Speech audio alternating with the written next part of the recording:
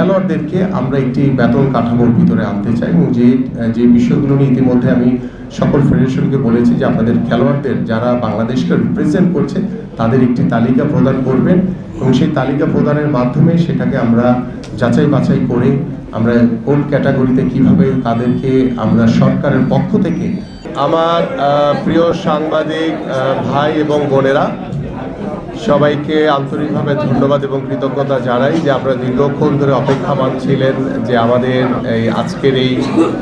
ফেডারেশনগুলোর সাথে আমাদের যে বৈঠক হয়েছে বৈঠকটি অত্যন্ত ইতিবাচক একটি বৈঠক হয়েছে এবং এই বৈঠকে আমাদের অনেক বিষয় নিয়ে আমরা আলাপ আলোচনা করেছি যে আগামী বাংলাদেশের ক্রীড়াঙ্গনে আমরা কিভাবে একত্রিত হয়ে ঐক্যবদ্ধভাবে আমরা এগিয়ে নিয়ে যেতে পারি, কিভাবে আমরা একটি ক্রীড়া বান্ধব পরিবেশের মাধ্যমে আমাদের ফেডারেশনগুলোকে স্বাবলম্বী করা,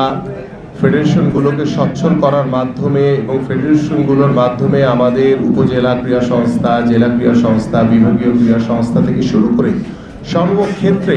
কিভাবে আমরা একটি প্ল্যাটফর্মের ভিতরে থেকে আমরা কিভাবে আমাদের প্রত্যেকটি ইভেন্টকে সর্বোচ্চ গুরুত্ব দিয়ে আমরা যাতে এগিয়ে যেতে পারি। এবং এর ভিতরে উল্লেখযোগ্য আমি যে বিষয়গুলো আজকে আমাদের ফেডারেশনের সকল কর্মকর্তাদের কাছ থেকে আমি জানতে চেয়েছি সে বিষয়গুলো ইতিমধ্যে আমি বলেছি এবং আমি আপনাদের সাথে শেয়ার করতে চাই আমার প্রিয় সাংবাদিক ভাইরা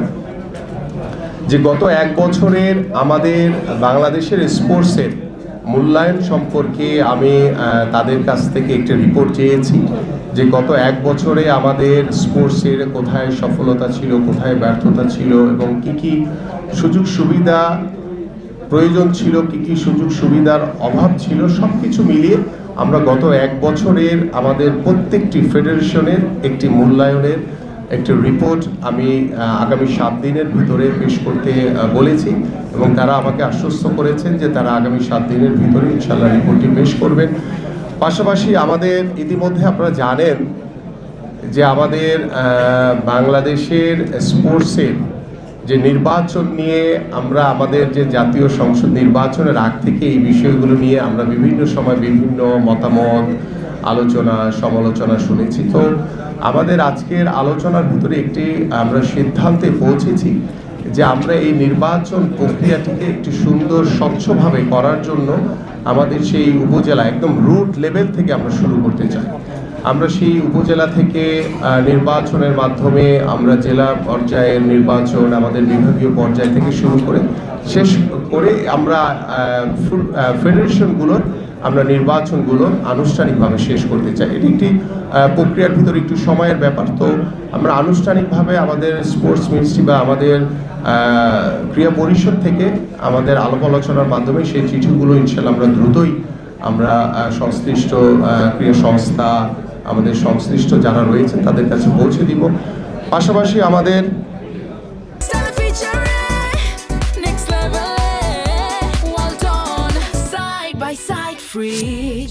ফেডারেশনগুলোর যে কার্যকারিতা যে আপনারা জানেন যে আমাদের প্রায় 51টি ফেডারেশন রয়েছে, সেই 51টি ফেডারেশনের ভিতরে আমরা কতগুলো ফাংশন করছে আর কারা ফাংশন করতে পারছে না বা তাদের কি কি সমস্যা রয়েছে সেই ফাংশনগুলো কিভাবে করা যায় বা যারা ফাংশন করতে পারছে না তাদের কি সমস্যা রয়েছে, কেন করতে পারছে না, বা আমরা দেখেছি যে একই ধরনের খেলা কয়েকটি ফেডারেশন রয়েছে, তো সেগুলোকে আমরা আলোচনার মাধ্যমে মার্চ করে দেওয়া যায় কিনা সেটাও আমরা আলোচনা করছি। সো এই বিষয়গুলো আমরা আস্তে আস্তে করে একটি একটি করে আলোচনার মাধ্যমে সেই কাজগুলো আমরা শেষ করতে চাই। কারণ কিছু কিছু জায়গায় আমাদের কিছু বিচার বিশ্লেষণ রয়েছে যে আমরা যেটা সঠিক বা যেটা আমাদের প্রায়োরিটি বেসে আমরা যেটাকে অগ্রাধিকার দিব যে আমাদের আন্তর্জাতিক পর্যায়ে যে খেলাগুলোকে আমরা সামনের দিকে এগিয়ে নিয়ে যেতে পারলে আমরা আরও বেশি ভালো কিছু অর্জন করতে পারবো, সেই খেলাগুলোকে আমরা সর্বোচ্চ গুরুত্ব দিয়ে আমরা এগিয়ে যেতে চাই। এবং অন্যান্য যে ফেডারেশনগুলো ঠিকমতো যারা ফাংশন করতে পারছে না তাদেরকেও আমরা বলবো যে এই খেলাগুলো হয়তো অনেক খেলা রয়েছে বাংলাদেশে একদমই নতুন, তো সেই খেলাগুলোকে কিভাবে আমরা একদম স্কুল লেভেল থেকে শুরু করে রুট লেভেল পর্যন্ত পৌঁছে দিতে পারি। কারণ আমরা চাই যে আমাদের এই বাংলাদেশ, আগামীর বাংলাদেশ গড়ার জন্য আমাদের মাননীয় প্রধানমন্ত্রী তিনি যেই কর্ম পরিকল্পনা করেছেন, সেই কর্ম পরিকল্পনার বাস্তবায়নের লক্ষ্যে আমরা ইতিমধ্যে আমাদের প্রিয় সাংবাদিকদের সাথে বসেছি, তাদের সাথেও পরামর্শ করেছি, আমাদের আজকে ফেডারেশনগুলোর সাথে বসেছি এবং ফেডারেশনগুলোকে স্বাবলম্বী করার জন্য, তাদেরকে সচ্ছল করার জন্য এবং আমাদের যে স্পোর্টস গুডসগুলোর বিষয় নিয়েও আমরা এখানে আলোচনা করেছি যে এগুলোকে ট্যাক্স ফ্রি করে দেওয়া কিভাবে যায়, পাশাপাশি আমাদের স্পন্সরগুলোর যে কিছু ফান্ড রয়েছে, যে সিএসআর যে ফান্ড রয়েছে, সেগুলোকে কিভাবে আমরা আমাদের মাননীয় অর্থমন্ত্রীর সাথে কথা বলে, আমরা আমাদের যে এমডিআর রয়েছে তাদের সাথে কথা বলে কিংবা বাংলাদেশ ব্যাংকের সাথে কথা বলে কিভাবে আমরা সেই সিএসআর ফান্ড আমরা স্পোর্টসের জন্য আমরা কাজে লাগাতে পারি, সেই বিষয়গুলো নিয়ে আমাদের আলোচনা হয়েছে। পাশাপাশি আমাদের কিছু ফাইন্যান্সিয়াল কিছু কোম্পানি রয়েছে যারা হয়তো বা প্রতিনিয়ত, লাইক আমরা যদি বিকাশের কথা বলি, এই ধরনের কিছু প্রতিষ্ঠান রয়েছে যারা প্রতিনিয়ত ফাইন্যান্সিয়াল ট্রানজ্যাকশন করে থাকে হিউজ পরিমাণে। তো আমাদের স্পোর্টসের জন্য তাদের কোনো কন্ট্রিবিউশন রয়েছে কিনা বা তারা কোনোভাবে কন্ট্রিবিউশন করতে পারবে কিনা, সেই বিষয়গুলো নিয়ে আমরা আলোচনা করেছি। তো আমরা সংশ্লিষ্ট কর্তৃপক্ষের সাথে কথা বলে সেই বিষয়গুলো আলোচনার সাপেক্ষে ইনশাল্লাহ আমরা আশা করি যে স্পোর্টস এমন একটি জায়গা, সেখানে কোনো দল নেই, সেখানে কোনো ভিন্ন মত নেই, দল মত নির্বিশেষে একটি জাতিকে এক করার জন্য স্পোর্টস হচ্ছে অন্যতম একটি মাধ্যম এবং সেই মাধ্যমটিকে আমরা আগামীর বাংলাদেশে সর্বোচ্চ গুরুত্ব দিয়ে আমাদের এগিয়ে নিয়ে যাওয়ার প্রত্যয় ব্যক্ত করেছেন আমাদের মাননীয় প্রধানমন্ত্রী। এবং আমরা আশা করি আজকে যারা এখানে ফেডারেশনগুলো এখানে উপস্থিত রয়েছেন এবং আমাদের যারা ক্রীড়া সাংবাদিক রয়েছেন, আপনাদের সার্বিক সহযোগিতার মাধ্যমে আমরা একটি সুন্দর, স্বচ্ছ, নিরপেক্ষ, তার মধ্য দিয়ে একটি সততার সহিত নিষ্ঠার মাধ্যমে আমরা যাতে একটি ক্রিয়া বান্ধব একটি পরিবেশ, ক্রিয়াঙ্গনের মাধ্যমে যাতে একটি আগামীর একটি সুস্থ জাতি, মাদকমুক্ত সমাজ যাতে আমরা করতে পারি। এবং সেই লক্ষ্য নিয়ে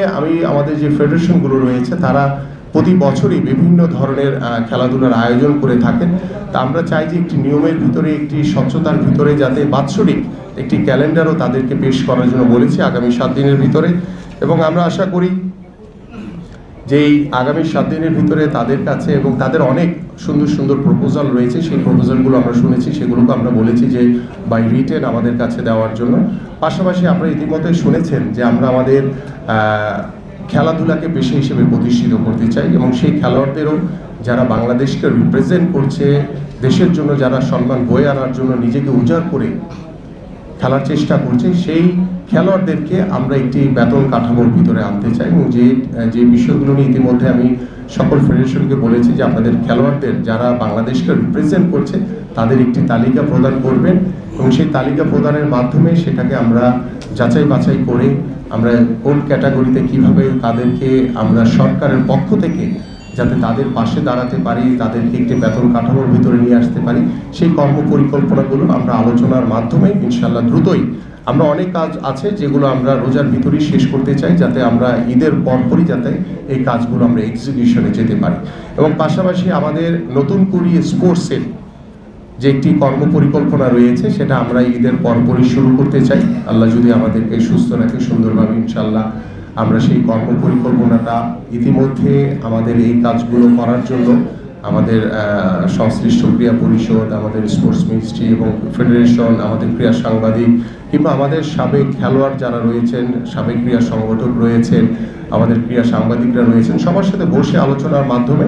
আমরা সেই নতুন করে স্পোর্টসটি,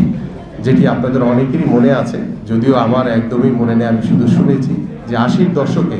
আমাদের শহীদ রাষ্ট্রপতি জিয়াউর রহমান তিনি নতুন করে একটি সাংস্কৃতিক একটি অনুষ্ঠান শুরু করেছিলেন, যার মাধ্যমে পরবর্তীতে অনেকেই বিনোদন জগতে তারা অনেকেই সমৃদ্ধশালী হয়েছিল। আমরা ঠিক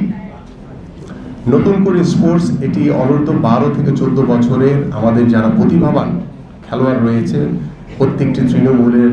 পর্যায়ে তাদেরকে নিয়ে আমরা এই নতুন করে স্পোর্টসটি শুরু করব এবং সেখানে সকল স্পোর্টসেরই সমান সুযোগ থাকবে, প্রত্যেকটি ইভেন্টকে নিয়ে আমরা শুরু করতে চাই। এভাবে আমরা বাৎসরিক একটি ক্যালেন্ডার সরকারিভাবে আমরা প্রদানের মাধ্যমে আমাদের যে খেলাধুলার যে ভবিষ্যৎ নিয়ে যে কর্ম পরিকল্পনা রয়েছে সেই পরিকল্পনাগুলো আমরা ইনশাল্লাহ বাস্তবায়ন করতে পারবো। সো আমি আর আজকের মতো এখানে শেষ করছি। আপনারা সবাই ভালো থাকবেন, সুস্থ থাকবেন, সবাইকে ধন্যবাদ। জি আসসালামু আলাইকুম ওয়া রাহমাতুল্লাহি ওয়া বারাকাতুহু। না আজকে কোনো প্রশ্ন নেই, না।